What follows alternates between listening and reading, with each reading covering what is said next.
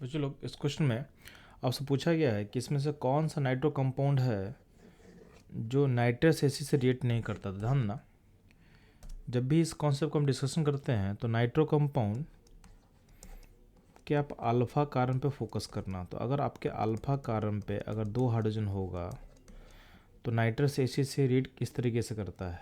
तो nitrous acid मतलब HNO2 होता है। ठीक है, तो आपको सिंपली याद रखना है शॉर्टकट कि आपको वाटर निकालना है, आपको वाटर निकालना है। तो अगर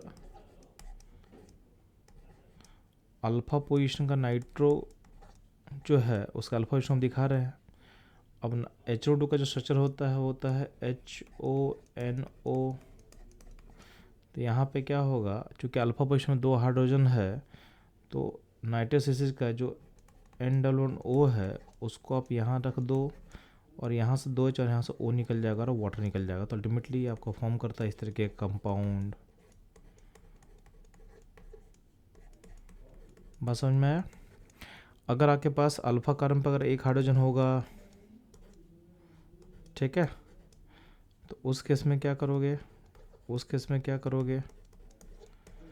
उस केस में क्या होता है ना, आपका जो नाइट्रस एसिड है उस नाइट्रस एसिड का HONO को आप दिखाओ यहाँ पे और यहाँ से इस तरह वाटर निकल जाएगा और ये इस तरह रिएक्ट कर जाएगा। ठीक है, तो आपके पास ऐसा कोई कंपाउंड बन जाएगा। बात समझे।